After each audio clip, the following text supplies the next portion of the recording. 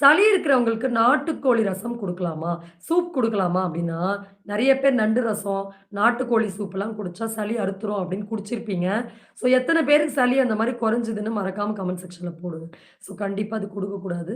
So அது என்ன பண்ணும், இன்னும் இன்னும் இந்த சளி பிரச்சனைய ஒரு பெரிய பூதாகரமான விஷயமா, ஒரு இன்ஃபெக்ஷனா மாத்திடும். ஸோ அதனால அசைவ உணவுகள் சுத்தமா முட்டையா இருக்கட்டும், எந்த விதமான அசைவ உணவுகளும் சளி இருக்கும்போது குடுக்கக்கூடாது. எல்லா நோய்களுடைய ஆரம்ப அறிகுறியே சளிதாங்கிறத நம்ம மறந்துறக்கூடாது. ஓகே. அடுத்து கஷாயம் நம்ம வீட்லயே வச்சு தயார் பண்ணுவோம்ல. அதுல ஒரு பெஸ்ட்டான கஷாயம் எப்படி தயார் பண்றதுன்னு பார்க்கலாம். துளசி ஒரு கைப்பிடி அளவு எடுத்துக்கோங்க. இஞ்சி ஒரு 2 துண்டு எடுத்துக்கோங்க. ஓமம் 1 ஸ்பூன் எடுத்துக்கோங்க. தண்ணீல போட்டு நல்லா கொதிக்க விடணும். எக்ஸ்ட்ராக்ட் பூரா அந்த தண்ணீல இறங்கணும். இறங்கிய பிறகு இத நம்ம அரைச்சு கூட போடலாம். இன்னும் நல்லா எக்ஸ்ட்ராக்ட் இறங்கும். வடிகட்டிக்கணும். வடிகட்டிட்டு பனக்க கற்கண்டு இல்லன்னா நாட்டு சர்க்கரை. அதுல வந்து ஒரு 4 ஸ்பூன் கூட கலந்துக்கலாம்.